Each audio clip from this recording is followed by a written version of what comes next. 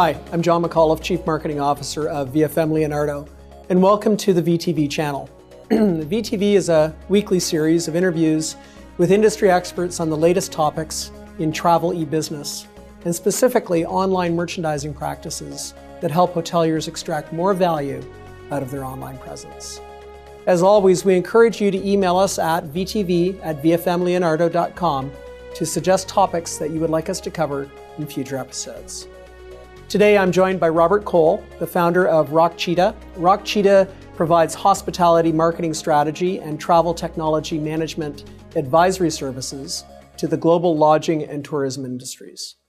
Robert has worked with hotels, resorts, destinations, and online travel agencies to align their marketing strategies with the most effective technologies. Robert, thank you for joining us on VTV. Thank you, John. It's great to be here. Our topic today, Robert, is all around a program that you have developed called A Holistic Approach to Travel. And in it, you outline 7 steps to successful travel e-business. Can you first help us understand what you mean by a holistic approach to travel? Sure. Really, when you look back at the development of the internet and really its application to travel, at the beginning, everyone was very excited to just get product online. And essentially, the focus was booking. Wasn't a lot of merchandising involved, that sort of thing. And then really times changed, things got more sophisticated, and it really transitioned to more of a shop, look, book type perspective.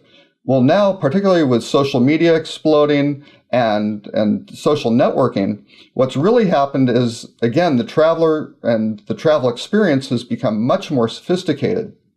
So what I've really identified are 7 stages of the travel process, which aren't necessarily undertaken by every traveler every time, but they are very, very important components of the process, and the various stages really break down particular areas that provide opportunities for a hotelier to specifically contact and communicate and engage with a guest at various points, either in their decision-making process, during travel, or post-travel when they're sharing that trip experience with their friends and networks.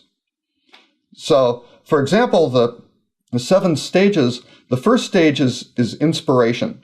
And that's really what is the fundamental motivation for the trip. Where should people be going? What should they be doing? That sort of thing. And I'll be very honest, I think the online travel industry has not been very good at the inspiration point. Certainly destination management organizations try to do it, maybe do perhaps a better job than some of the online groups and some of the hotel companies. But I think this is a tremendously important area to focus on. The second stage, once someone has gotten an idea for a trip and is inspired to go someplace, is research. So they start looking into, well, what are my options? I've decided I want to do this particular trip.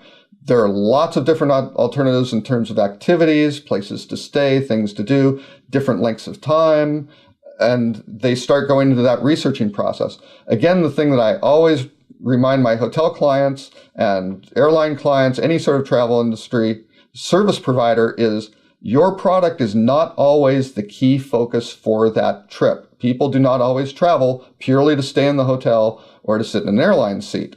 They're there to experience a destination and fundamentally, in some cases, even just interact with their fellow travelers who are in their party and enrich their lives. So the key is how can the hotel provide a lot of detailed information and tie in with the wealth of information that's available on these various destinations to really satisfy that research process. The third area gets into planning, which is a lot of people will put together with research, but I separate it. The planning really starts looking at the fundamental itinerary. The research has really provided a variety of alternatives. The planning has then started to look into the time, the budget, and the sequencing of the various events that they're going to be doing. So fundamentally, the planning winds up with the actual travel itinerary. The next step, the fourth step, is really something that's very unique and relatively recent with the emergence of social networking, and that's validation. Before, individuals would go to a travel agent, ask friends about what they want to do and where they want to go, which is great. And people still do that. And those are certainly very, very important channels. Word of mouth is very important from close circle of friends. But now all of a sudden with social networking, that circle of friends just got significantly larger. With review sites, it got significantly larger. And all of a sudden these travelers can tap into a vast amount of information and basically, once they've worked out their itinerary, validate that, yes, this is the right thing to do. I think I've made the right choices, and then carry on with it. So the fifth step, naturally following, is booking. And booking has gotten very sophisticated. It's reduced the number of steps, that sort of thing, but there are still some things that can make that process better. And what I would recommend to really all the hoteliers is to make sure that all of those things that were done in terms of the inspiration and research steps and all of that rich content that was provided, to make sure that's reinforced in the booking process. And it isn't this rich, engaging, immersive experience that's terrific in the planning and the research and the inspiration they want to go. And then all of a sudden, boom, here's this flat two-dimensional form that has to get filled out to actually book. If you can continue that, capturing the guest's imagination and providing them with really what they can expect as the experience through the booking process, I think most hotels will see better conversion and also upsells and really higher revenue retention. The most important stage is obviously the sixth stage, which is the travel itself. And really, with all the focus on social media, yes, it's very, very important, but the by far most important experience is the product that the hotel is providing and the service delivery system, to make sure that the services and the engagement with the guest when they're traveling on site at the property is what you've promoted through all of the various stages, and you have consistency through your messaging of what experience the guests can expect and delivering that experience when they arrive. Ideally, you would even want to exceed the expectations, and that is when you really wind up getting benefit from the last stage, which is stage 7, which is sharing the post-travel experience. People go back and they may tweet about it during their travel. They may write a blog post about it. They may comment on a review site.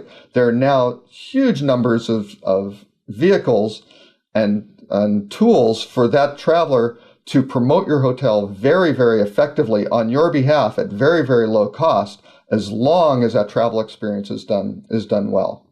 Certainly, using your stages, Robert, there's a lot of activity that happens before someone actually even books something. Thinking in the online world, how can hotels ensure that they reach their travel shoppers at every stage of your holistic approach effectively? Well, there are a variety of ways. I'm certainly, in terms of active participation, in terms of, say, the review sites, reviewing that when people do have negative comments about the hotel, taking those to heart, modifying the operation if possible, or certainly engaging with the customer, commenting back, and making sure that the travelers can see that you as a business are interested in the customer, and that's your primary focus, and that you're doing everything you can to provide them with a great experience. So there are numerous channels to do that. Also engaging with the destination, be it either with the hotel association, what they're doing to promote on site on various websites through their efforts, or the destination sites, to engage with those and to work on a cooperative basis with them to make sure that, again, you are presenting your hotel as a fundamental, important part of that destination is absolutely critical, because, again, you don't control your customer. The customer now has complete control of where they go, how they navigate. They go now to a dozen websites, possibly in the process of researching their trip. So the hotel needs presence really throughout all those variety of media that individual may be considering. And again, the richer their content can be provided, the more persona-centric, which would be tailoring that content to the specific purpose of the trip. If it's a romantic getaway for a couple, if it winds up being a trip with a family, if it's business-oriented, meetings, whatever the particular market segment may be, is looking through all those channels and making sure that the content store that the hotel has developed is really producing the proper information and the proper content to those various distribution outlets, so it can be presented in the proper context for that particular trip. So it may be a meeting planning site for an association that it's the annual meeting. That's great. There's certainly methods to provide very good content for those groups so that traveler can make very good decisions. And who knows, they may decide to upgrade to a superior deluxe room or even a suite based on the information that you're providing. Right. So your first stage was one that you called inspiration. In your opinion, is there any particular content that is most effective at inspiring travel shoppers to move your hotel, if you will, onto the shopping list? Well, they say a picture is worth 1,000 words. I would say video is worth 1,000 images in many cases, where you can really provide a tremendous experience. A great example that I saw recently, Intercontinental Hotels, some of the properties in Mexico, did really a get to know the destination with the concierge. So all of a sudden you had a face with the property, and it was not a high budget sort of task.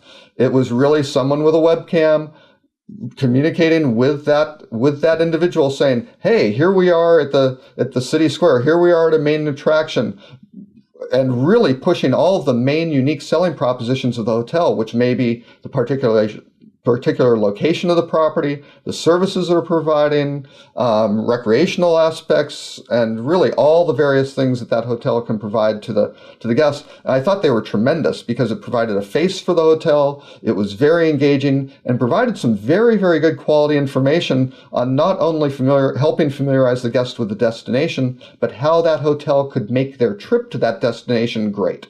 And also position the hotel and particular, say, the concierge, as an expert on the destination and someone who can be trusted and relied on to help that traveler gain the best vacation or corporate trip, whatever it may be, for whatever their objective may be with that particular travel itinerary. Robert, thank you very much for sharing with us your holistic approach to travel. We appreciate you coming to VTV and imparting your knowledge with us. Thanks very much. It's a pleasure. To all the viewers out there, be sure to post your comments on this episode of VTV and subscribe to our feed to receive more valuable insights from industry experts.